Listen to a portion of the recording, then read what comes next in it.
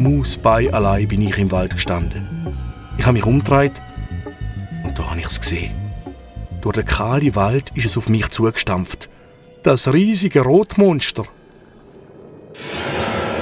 Fressen. Ich will alles fressen, was grün ist. Grünes fressen. Grüne Monster fressen. Ich habe die Beine gespreizt, habe meine Hände in die Hüfte gestemmt und dem riesigen Monster in die Augen geschaut. Die Augen haben ganz grün geleuchtet. Sein Fell war rot, auch seine Kleider rot. Die baren Füße rot. Auch die riesigen Zehen rot. Jetzt hat sie das breite Maul aufgerissen und wieder durch den ganzen Wald brüllt. Ich frisse alle grünen Monster. Da habe ich gesehen, dass es grüne Zähne hat. Wart, du musst zuerst dich selber fressen. Ich bin das Rotmonster. Ich friss... was hast du? Du bist gar kein Rotmonster. Du hast ja grüne Augen und grüne Zähne. Gar nicht wahr. Ich bin ein gefährliches Rotmonster. Das sagen alle. Sie haben mir sogar meinen schönen Namen geklaut. Früher habe ich Monster Grasgrün geheissen und dann haben sie mich ausgelacht, weil ich rot bin. Darum friss ich jetzt alles, was grün ist. Gang mir aus dem Weg. Das Rotmonster hat mich auf die Seite geschubst, hat einen Ast von einem Baum abgerupft und die letzten grünen Blätter, die dran gehangen sind, schwupps, aufgefressen.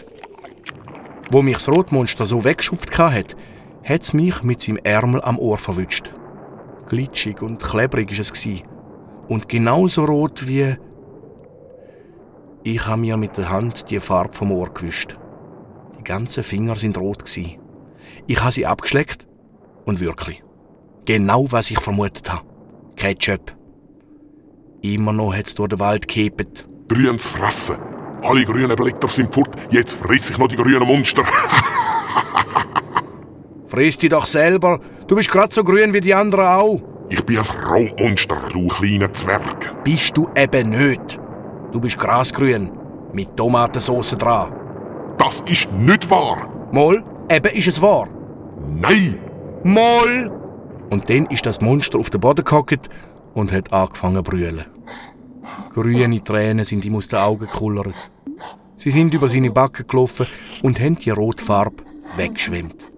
Grüne, haarige Haut ist zum Vorschein gekommen.